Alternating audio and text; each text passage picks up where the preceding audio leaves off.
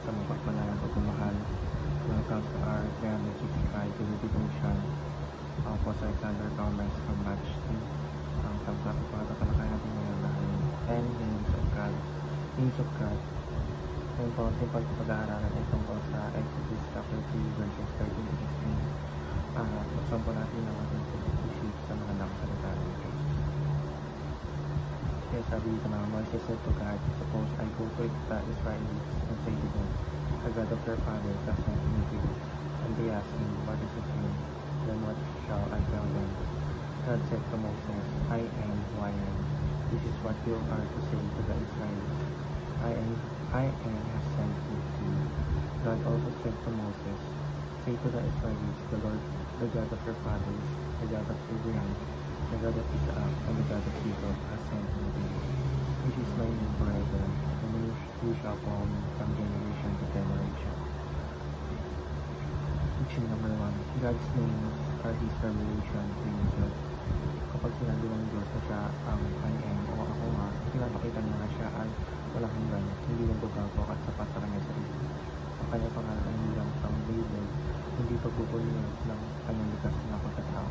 Sa bawat pangalan gaya ng Yahweh, Elroy, o Jehovah Jireh, pinapakilala niya kung sino siya sa iba't ibang kalagayan ng ating buhay. Teaching number 2. God's name are His ways of relating to us. Ang bawat pangalan ay napapakita kung paano natin siya maaaring makilala at mapagkakatiwalaan.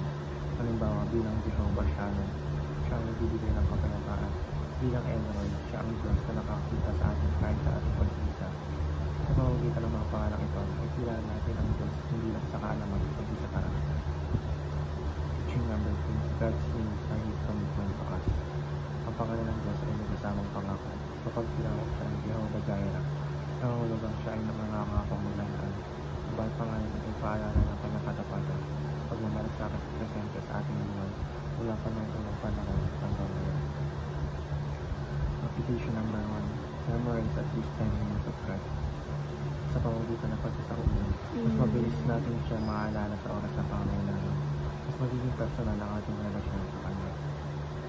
Application number 2. Meditate on God's names and their meanings. Hindi sapat na alam lang natin ang pangalan. Kailangan natin itong lamnamin at kaya itong panimo sa ating puso. Maglaan ng oras upang pag-isipan kung ano ang sinasabi ng bawat pangalan tungkol sa Diyos.